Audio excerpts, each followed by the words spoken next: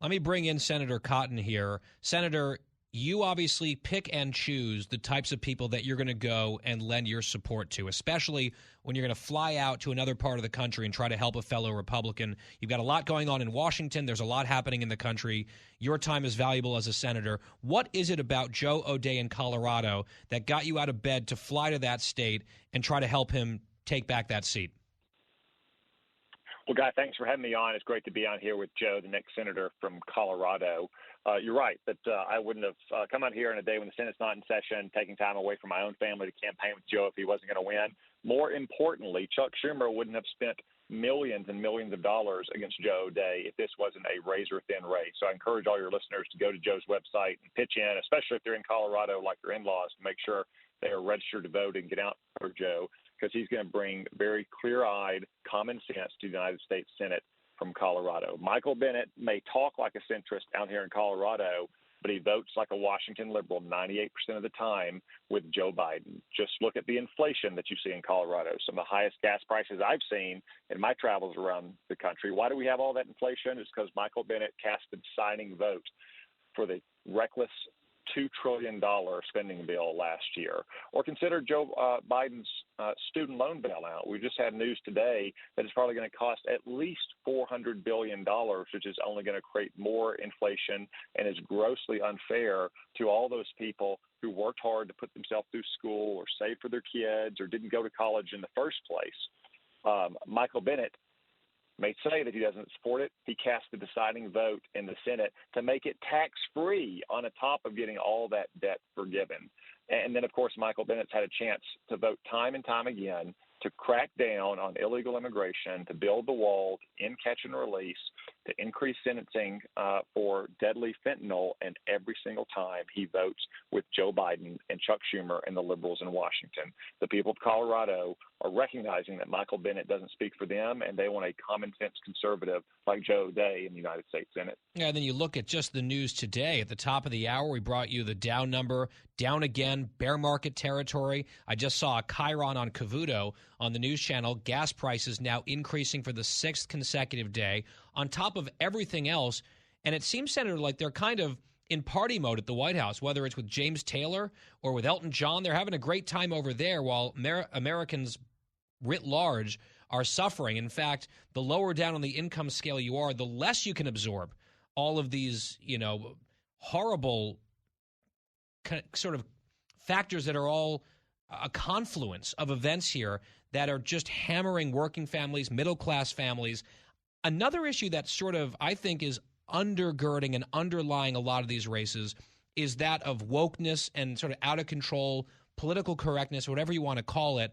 One recent controversy actually has arisen out there in Colorado at the Air Force Academy. Senator, I know you've weighed in on this, where the Air Force Academy is now offering guidance in these diversity trainings not to even use words like mom and dad, because that's offensive. You should use parents or guardians. You shouldn't say you guys. You shouldn't talk about boyfriends or girlfriends. I just wonder, from your vantage point as a veteran, is this doing anything for the actual mission and military readiness? And is this worthy of some national scrutiny or scrutiny in Colorado if you have the Air Force Academy foisting this kind of stuff on their cadets? No, Guy. In fact, it's hurting readiness, because every minute that our troops spend in those kind of indoctrination sessions or politically correct instructional sessions is a minute they can't spend on their core mission. The young men and women at the Air Force Academy go there to learn how to fly advanced, cutting-edge aircraft and kill bad guys. They don't go to learn how to use the right pronouns. This is bringing discredit on the Air Force Academy and on the Air Force and on our military. And when Joe O'Dea and our other nominees across the country help us take back the Senate in November, I promise you that we'll have thoroughgoing oversight hearings into what's been happening to politicize the Department of Defense, including other agencies and departments like the Department of Justice, but especially at the Department of Defense, which is our military that keeps our country safe from foreign threats. It should be producing real warriors, not trying to produce social justice warriors. Joe O'Dea, you just heard there a moment ago Senator Cotton talking about Michael Bennet pretending to be a moderate, sort of talking that way, sometimes firing off press releases here or there. trying to put some distance between himself and the National Party. But when it comes down to brass tacks and voting, he's with them every time on everything that matters. If you were to beat him, if you are going to become the next senator from Colorado, what kind of senator do you want to be? Because your state is very much a purple state and maybe even a, I would say, purplish blue state.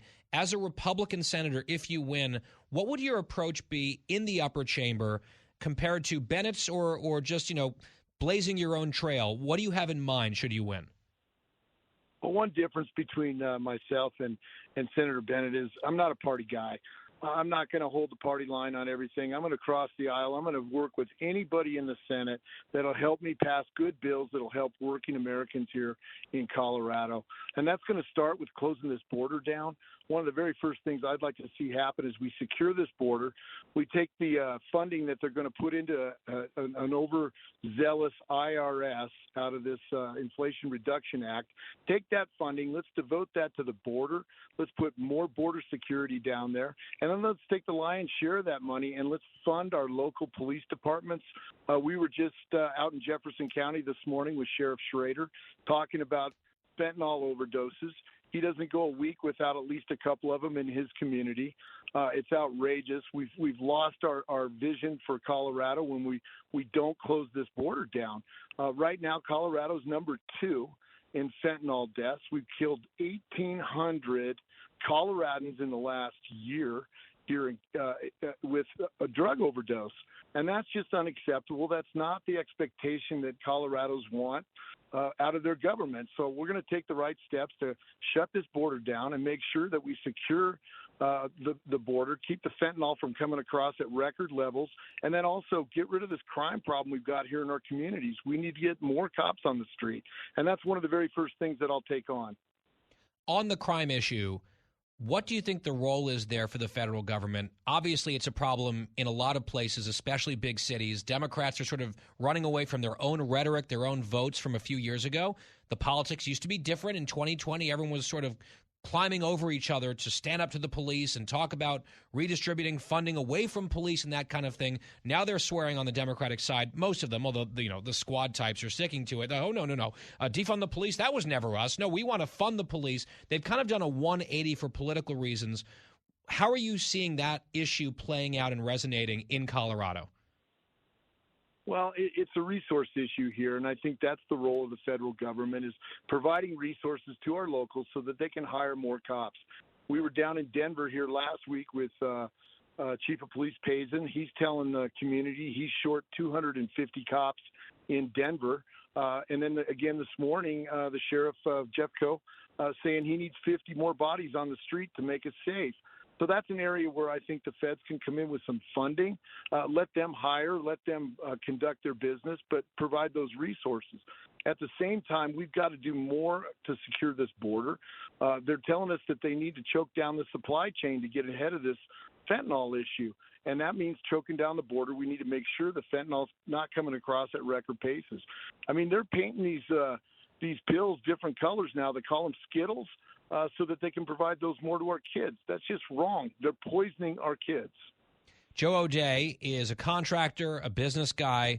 He's framing himself, I think, accurately as an outsider. He's running for U.S. Senate. He's the Republican nominee. His opponent is the incumbent Michael Bennet, just like a rubber stamp Chuck Schumer, Joe Biden Democrat out there. And helping him today on the trail in Denver is Tom Cotton, U.S. Senator from Arkansas. And they both joined us here on the show, and that's a pretty cool deal. Gentlemen, to both of you, thank you very much for joining us. We look forward to speaking again. Thank you, Guy. Thanks again for having me on, Guy. I really appreciate it. You bet.